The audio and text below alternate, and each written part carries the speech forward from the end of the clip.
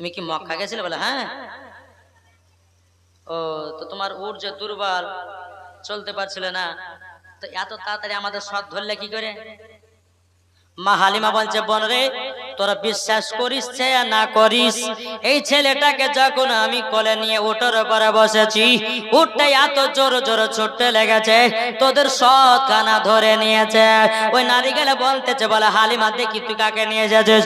তখন বাবাজি আমার নবী মুস্তাফার বাবা চেহারা মোবারক থেকে আবার মাকে নাও কাপড়টা সরিয়ে দিয়েছে। সরিয়ে দেওয়ার পর নারী গেলে বলছে, ছি ছি ছি ছি ছি, এই ছেলেটাকে আমরা দেখলাম, কেউ নিলাম না, আর তুই নিয়ে চলে আসলি।